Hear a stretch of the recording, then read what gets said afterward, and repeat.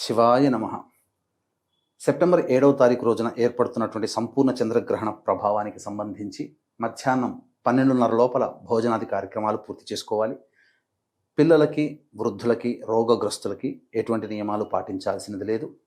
ఇక ప్రధానంగా రాత్రి 9:57 నుంచి 1:27 మధ్యకాలంలో గ్రహణం ఏర్పడుతుంది కాబట్టి ఆ గ్రహణానికంటే ముందే ఇంట్లో నిల్వ ఉన్నటువంటి పదార్థాల్లో దర్భపుల్ల లేదా హాలులో అష్టదళ పద్మం కానీ చతురస్రాకారం కానీ వేసి ముగ్గుపిండితో ముగ్గు వేసి దాని మీద కొన్ని దర్భపుల్లలు ఉంచి ఆ సమయంలో ఇష్టదేవత ఆరాధన చేసుకొని తదనంతరం తెల్లవారు లేచి పూజా మందిరం అంతా కూడాను శుభ్రపరచుకొని ఇల్లంతా కూడాను శుభ్రపరచుకొని కాలకృత్యాదులు తీర్చుకొని దీపారాధన చేసి తదనంతరం దేవాలయంలో రావి చెట్టు దగ్గర కానీ లేదా ఈ దేవాలయంలో కానీ అర్చనాది కార్యక్రమాలు అభిషేకాలు జరిపించుకుంటే చాలా మటుకు గ్రహణ శాంతి అనేటువంటిది జరుగుతుంది.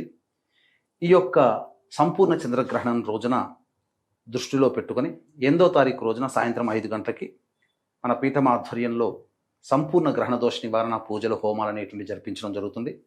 మిథున, కర్కాటక, సింహ, తుల, వృశ్చిక, కుంభ, మీన, మకర రాశిలో జన్మించినటువంటి వారికి గ్రహణ దోష నివారణ పూజలు హోమాలు అనేటువంటి జరిపించి శక్తిపాతము చేసినటువంటి కరుంగలి మాల మీకు అందివ్వడం జరుగుతుంది.